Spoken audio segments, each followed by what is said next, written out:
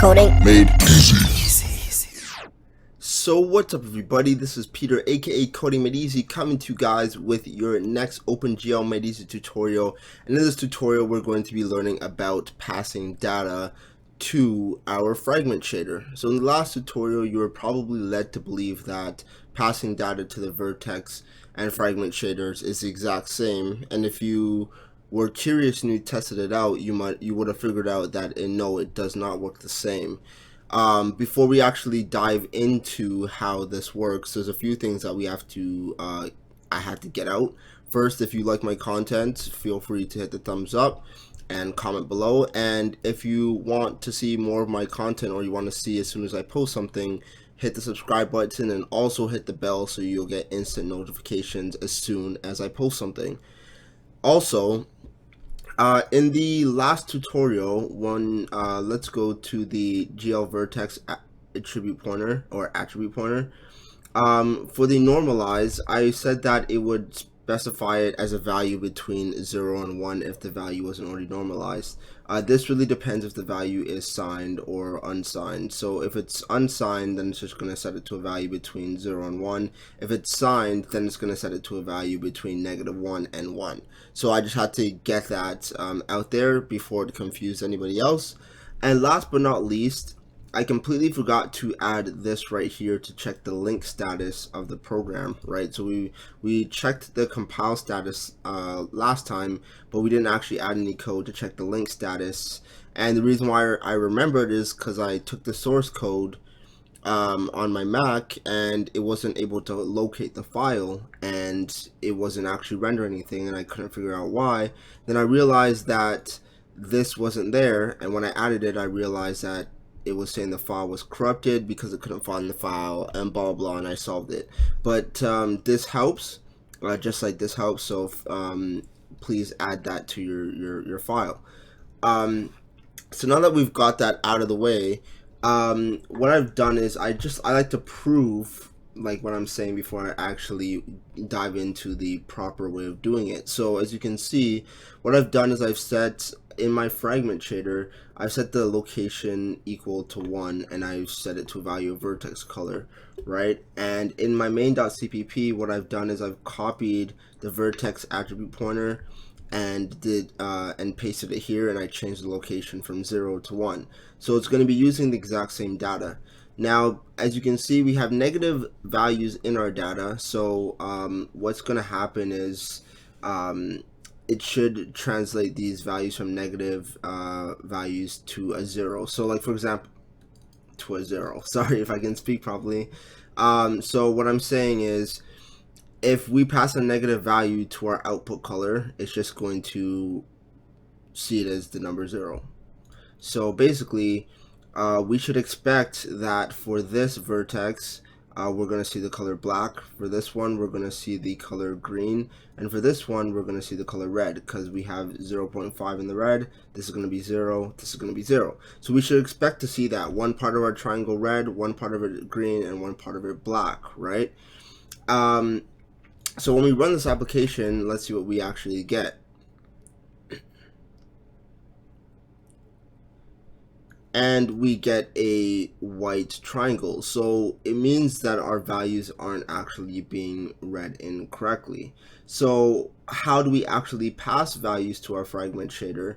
Well, there's multiple ways, but which we will explore in a later tutorial. But using these vertex attribute pointers, how do we actually get this value from here and get it to our fragment shader?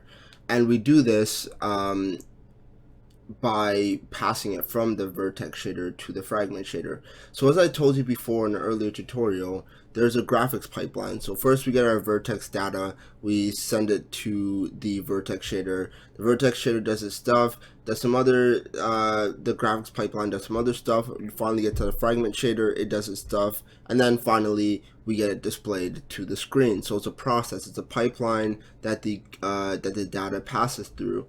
And so that is how it actually works. So first we got to pass the data to our vertex shader, and then that vertex shader is going to pass that data to the fragment shader. So how do we do this?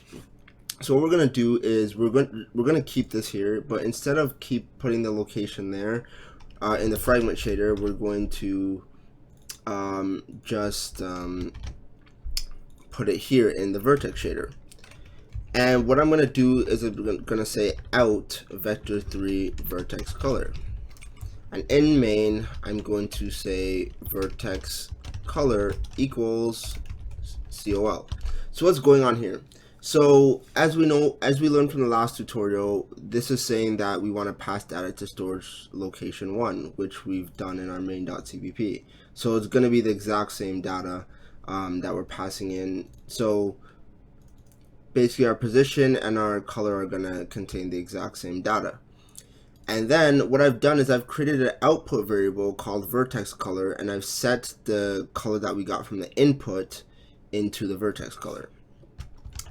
And so now that we've outputted it, now our fragment shader can actually get access to it. So in our fragment shader, what we're going to do is, whoa, I don't know why I deleted out color before. Out vec4 out color, and sorry, and then we're going to have an input variable called, that's vector3 vertex color. So notice that they have the exact same name, right? So I've outputted a variable called vertex color, and in the fragment shader I've inputted that value vertex color. And as we should now see a triangle that has a red side, a green side, and a black side. And if we run this, let's see what we actually get. Voila, we get a triangle. So we get a triangle that has a black side, a green side, and a red side. And that is it. So that is how we pass data. That is one of the ways that we can pass data to our fragment shader through our vertex shader. So we just have to declare an output variable, and all the output variables are now accessible to the fragment shader, and then we just have to say input. We just got to put the exact same name, and then we're going to get that data. So even if we wanted to, we could, if I wanted to, I could just say vector3, and I could say, you know, 1.0, 0.0, 1.0, and then I save that and I run it, and oh, sorry, I got a white triangle because I didn't put vector3. So let's save that, run it again. And as you can see, we get this magenta color, right? So whatever value we pass to that, we can do whatever we want to, and we can create any output variable we want. So we can create a new output variable, and we could say another vector3 and do whatever we want with it. We could do whatever we want, and we can input it from the fragment shader. So that is it for this tutorial. It's a rather short tutorial for this series, at least. So I hope you enjoyed. And in the next tutorial, we are going to be exploring more stuff with vertex buffer objects and vertex array objects. And once we're done that, we're actually going to jump into some GLSL and learn how learn some new language features for GLSL. So we'll learn some more of the syntax, and then we'll be able to do some more cool stuff with it. So that is it for the tutorial. Don't forget to comment, like, and subscribe, and I'll see you in the next video. Bye for now.